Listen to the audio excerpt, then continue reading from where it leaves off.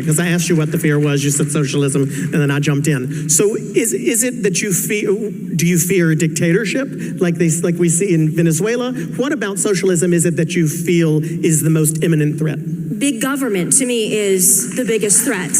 I've said it before, and I'll say it again. You can either be free or you can be dependent on the government. When the people talk about being socialist Democrats or democratic socialists, that's a really nice way to package it, but you can, the two terms are an oxymoron. If you're dependent on the government for everything, you are not truly free. You cannot live in a democracy where you are then dependent upon the government for all of your worldly desires, needs. Now, the federal job program that Bernie was pushing on the stage, your health care, your college, when you're dependent on the government for all those things, then you're going to just tax the wealthy. I'm going to tell you this, the thing about the wealthy is they can move, and they're not going to stay there under plans like move then, but they don't. They will. They don't. They do the tax shelters, but they never move. But what do you think is going to happen? Especially the old companies, where are they going to go? Well, right now, what we're seeing happening in California is a microcosm of what's going to happen in the rest of this country if we allow big government to take over. You're seeing companies leave California for that reason. You're seeing people leave California for that reason. Overtaxed, overregulated, government is too big. That's why they're taking Toyota to Texas. That's why they're fleeing. So I want to give you an example of big government. I want to get your thoughts on it, because this is something the government does. And when I say government, it means all of us as US taxpayers, right? So we fund the research and development for all these. Stop. When she talks about and she says, I mean, all of us, all of you out there is big government. Big government is using our money. Big government is not us. Again, Anna, okay, you've got to realize, okay, that when you make your points, make them so that, they make sense, honey. For you to say that we're big government, no, we're not. We're the American people. We're the American taxpayers. We're the ones that fund big government. It's the people in Washington, D.C. It's the people at the state level, the local level, the federal level, the people that we put in place that make the policies that we want policies, but they don't listen to us and make policies that are conducive for them and their lifestyle and for the people that really contribute hugely to their re-election process. That's big government. The deep state, that's big government. We're not big government. We just happen to fund big government. And the only reason we fund big government is through taxation, which is theft and confiscation. That's what's happening. Massive corporations, our tax dollars fund the research and development of pharmaceutical drugs. Then those companies, of course, turn around and they price gouge us, right? We help fund the research and development for massive corporations like Google, right? So big government, I know it sounds real scary, but we're the government. We as US taxpayers, we're the ones who create these successful corporations. And all I'm saying is that we deserve something in return. And unfortunately, we've gotten the complete opposite. And I'm just tired of these talking points. Government is not creating, okay, these huge corporations. I don't know what the hell she's talking about. This is a playbook from Obama. Hey, you didn't build that. Government built that. You didn't build the roads. Government built the roads. I mean, just unbelievable. The way you're starting off is that government did not build companies. They did not build corporations. They might have done in a few instances or whatever. And as you said, with bailouts or with, grants or with money, given to them, but not, the numbers are not in the favor of government starting companies. That's small businesses. Every large company, every large corporation at one time start off as a small business in someone's home, in someone's garage, in a small warehouse. And then because of productivity and the need for the product or the service grew. Government had nothing to do with that. In fact, government regulation stifles growth at every possible time. And that's why when Trump was in office, he was getting rid of 4 or 5 or 6 regulations for every new one that was being put in the book, stripping them out of the regulatory books so that small businesses and large businesses could continue to flourish and thrive without the regulatory burden of those policies that were keeping them back. Because look, I think big government is a problem when they're telling me what I can do with my body. I think big government is a problem when they tell us who we can and can't marry or what type of sex we're allowed to have, which was actually a thing back in the day. That's big government. But when it comes to social services that we've paid into, we deserve to get something back. But how's that working out? How are those things we've paid into working out? Well, they're severely underfunded just so we can give the wealthy massive tax cuts. What I'm asking is if your solution to everything, and I don't know if it's yours, but it certainly is Elizabeth Warren and Bernie Sanders, their solution to everything is tax the wealthy, tax the wealthy. If those wealthy folks leave or they do put their money elsewhere in whatever creative way you can fantasize about in your mind, and we don't have that money, then who pays for all these social programs? Who is going to get pinched? Well, I can give the answer because we live in California and we know it's the middle class that gets pinched. In California, you've got the very, very wealthy that can afford it, and you've got the homeless. And then you've got the middle who are fleeing to the Inland Empire, they're fleeing to Phoenix, they're fleeing to Dallas, Texas. They're fleeing because they can't afford it. They can't. Right. They're well, the ones that are there's getting a lot squeezed. going on. There's a lot going on in California, and I don't know if this one debate it gives us enough time to cover it, but there is severe corruption in California. There's an issue with foreign investment in real estate in California, which artificially inflates the property values and leads to homelessness in California. You have real estate developers who are running amok, and that's part of the corruption. I mean, we unfortunately don't have time to get into all of that, but the idea that wealthy people are gonna flee, that these corporations are gonna flee, I mean, we still subsidize oil companies to the tune of hundreds of millions of dollars every year. Where are they gonna go? The oil is here. You know, like that's an example. One other example is the top marginal tax rate in the United States used to be 91%. They didn't leave, okay? It used to be 91%, okay, back in, we're talking, okay, 20s, 30s. But guess what?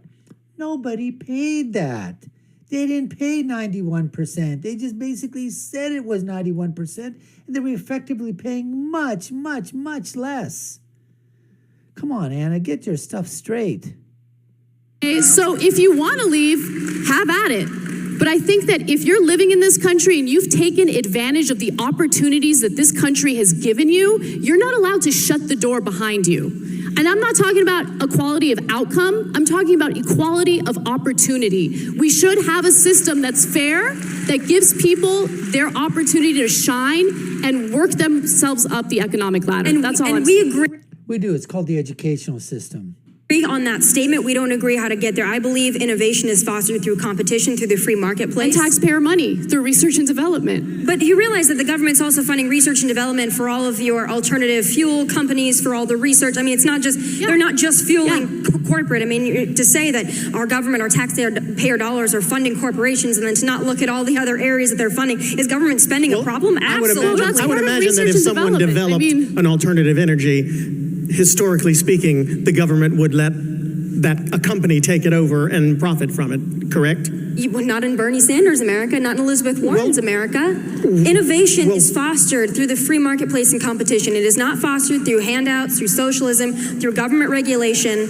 And that's why we're seeing the economy doing well now, because President Trump has gotten rid of a lot of the Obama-era regulations that were crushing small business. That is still the backbone of our nation. And when small businesses can't function, then they can't hire, and then they can't have high-paying jobs. When they're given all these government mandates of $15 an hour minimum wage, then they can't hire as many employees. So yes, those employees that they have might be making what they consider a living wage, but then the other person just doesn't have a job. So then they rely on the social program. It's not a way to live. I agree with you in that small businesses would have a difficult time paying $15 an hour to their employees, which is why I think it makes all the sense in the world to stop subsidizing corporations that are already very successful and subsidize small businesses so they can pay a living wage and also grow themselves. So it was interesting to me when you rebutted what I said a second ago. You said, well, it would in Bernie Sanders' America and it would in Elizabeth Warren's America. And my initial reaction was to say, well, that actually makes the argument for Bernie Sanders and Elizabeth Warren, because Well, to certain people, what I said and what you said would happen in their worlds. That's what a certain part of this audience wants. The people who support Bernie Sanders, the people who support Elizabeth Warren, they think that's great. To people who agree with you more, they think that's horrible. So how do we, it seems like on both sides, we're handing out facts on this side and facts on this side and talking points on this side and on this side that are really continuing to speak to our audience, and we're not doing too much to change anybody's mind. If you came here supportive of Anna, you probably are going to leave supportive of Anna, and if you came here supportive of Tommy, you're going to leave supportive of Tommy. What do you, and listen, and that's great, whoever you came here for, but what do you find is most effective for you when you need to change somebody's mind? When I go into conversations like this, I don't have any delusions of changing Anna's mind or yours or anybody else's. I think it's about having a conversation in this country about our values, and they are different. And it's okay to have conversations about differing values, because that's why we have the two parties that we have and the various political ideologies that we have. We have conservatism, we have liberalism, we have progressivism, we have Republicans, Democrats, we have everybody in the middle, libertarians, all of that, to have a discussion. Sometimes there's not a solution that both sides can agree to. That's why we have Congress that can hopefully get somewhere in that middle. Right now, that's not happening. But doesn't that make people mad? It seems like, to me, people get more mad if you find a solution somewhere in the middle than if you choose something. Listen, I think a lot of people have made the argument that one of the reasons President Trump has doubled down on his base and only his base is because he made a calculation with Steve Bannon that it doesn't matter whether I compromise or whether I moderate, I'm never going to win the people on the left. So what's the point in moderating or compromising? But he did win people on the left. He won states that he wouldn't otherwise have. Well, he won states that he otherwise wouldn't have had. But well, those are people there, you idiot. And once again, oh my goodness. Okay, I just have to stop and do this thing here because, Clay Aiken, a toothache is starting to, permeate through many, many teeth right now. You're too much verbal diarrhea on your part. And then when you make a statement, you make a stupid statement like, oh, you know what? There's just not too many, President Trump, he didn't do anything. He didn't win anybody over on the other side. Okay, he just wanted to keep that thing over there. And then she goes, what do you mean you're talking about? Well, yeah, he won those states. Well, those states are comprised of people, you stupid, idiotic, moronic retard. You're starting to simmer, S-I-M-R, a little bit now, Clay Aiken. Unbelievably stupid remarks. People in those states okay, that well, voted for Trump. We can disagree about the fact that the numbers are certainly not in his favor right now, polling-wise. I'm just saying... Come see me in 2020, Clay. I'm interested Girl, I to will have be that right here with you. I'll plan on it. But you understand what I'm saying. We're still playing to our ends, and I think what you said is wonderful. We do have differing opinions, but if we keep shouting in the end zones and nobody's... So what about you? How do you... Because I have to assume that, yes, we say what we want to say because we are proud of what we believe, but we do have to at least sway some people to not only see it our way, but to understand that maybe your way is right or your way is right. What works for you? Well, for me, I think it's important to focus on the one thing that really does unite all Americans, regardless of their ideology. And for me, that's the economic situation. Whether you're on the left or the right, the decisions that our lawmakers make in regard to how we're taxed, what our wages are, that affects all of us. And I think that there is a lot of frustration. I feel it myself when it comes to the unfair system that we have in place right now. The system is really rigged against the worker, right? There is much more focus on, the tax cuts and the protectionism for those at the very top. And so for me, look, this isn't about like, oh, I want to demonize those on the right. This is about, hey, how do we find solutions so Americans can prosper? And this whole thing about education, I just want everyone to understand that it's not about giving people handouts. It's about making this country stronger. If you want innovation, the best way to do it is give people access to education. And when I use the word access, I'm not talking about the way corporate Democrats use access in regard to healthcare. I mean genuinely giving people free public college. So if they have some intellectual curiosity, if they have a passion, they can actually move forward and pursue that. And unfortunately, all those opportunities have been... Do you know that most of the small business owners, never went to college? Do you know that many of the big time companies, the big tech companies, they dropped out of college? Do you know that, Anna? College isn't the end all be all to everything. It is for some people. It is in some disciplines. Other than that, I agree with it. Colleges are the ones that are ripping off the people. It's not the government that's doing it. It's colleges and universities that are ripping off American taxpayers, American families, by the absurd amount of money that they're charging for the very little in education that they're giving back, especially now, where the 99.99% of our colleges lean so far to the left that if they continue to do so, they're going to slide into the Pacific Ocean. Slide right off the embankment, folks. So don't give me this crap once again, okay, that we got to give free education. Another stupid, idiotic, moronic, retarded talking point from the left, and it placates people. Oh, you're going to give me free education. Once again, who's going to pay for the damn education? Who's going to pay for the professors? Who's going to pay for the lecturers? Who's going to pay for the buildings? Who's going to pay for the taxes? Who's going to pay for the custodial staff? Who's going to pay for the the TAs and the RAs, and who's going to pay for the people that are helping the professors? Who's going to help the proctors? Who's going to help? I mean, the cafeteria, the food vendors, the people that everything about. Who's going to pay for all that? Where's that money going to come from? Shut down. I want to have a discussion about how we can open those opportunities up again and create a stronger country. Do you ever get scared when you share your opinion do you ever get physically afraid? Are you worried? I mean, are you worried? Tell me about that. As you're talking about politics, it's so polarizing. People say some nasty things. Does it worry you? You know, to be honest, I'm more concerned about my family than I am about myself. The threats are very specific. The doxing is terrifying. And, if something happens to me, that would be terrible. But if something happened to members of my family, it would be far worse.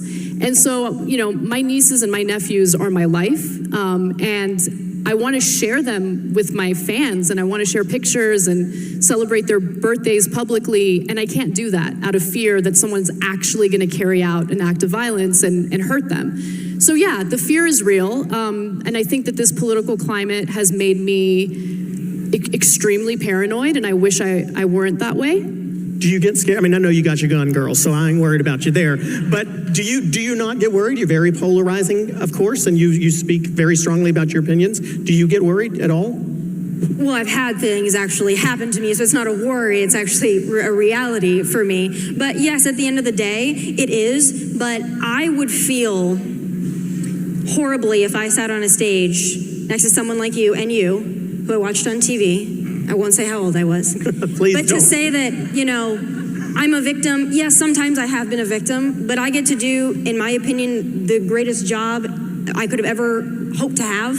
So yes, I get flack, I get backlash. My family, I've been doxxed, my family's been doxxed, I've had death threats, I've had things thrown at me, but I still sit here and feel incredibly blessed that I get to do this, because there are so many people who don't get to do what we get to do and live their dreams like we get to live them. So I will take all of those bumps and bruises, I will take the heckling, I will take the name calling, because quite frankly, I'm very blessed that I just get to do this in general. And I think both, I'm not going to speak for both of you, I'll let you do it yourself, but I think both of you and most of the people who you work with and that you work with recognize that the folks who are doing what you're doing are doing it because you have a passion for this country, and you have a passion for this country, and you have wildly divergent views, but both still want for America the best, for America to be the best that she can be. And I imagine that those of you who are here today because you also want the best for the country and for it to be the best that it can be. And despite the fact that some of you may cheer more loudly for Anna and some of you may cheer more loudly for Tommy, I do believe that, I know that both of these ladies know, and I hope everyone out here knows, that they are friends backstage, and that we all should be as well. So, I mean, if you want to speak to that, both of you, we're out of... Oh my God, oh my God, oh my God, oh my God, oh my God, Clay Aiken, interjecting, talking so much, verbal diarrhea emanating. Anyways, part 5 got their points across, talking about, basically in terms of either way, where their passion for what they do, Clay asking in terms of, are they scared or whatever? Anna basically saying that, yeah, she is. And, listen, that shouldn't happen. But unfortunately, that's what occurs in this country.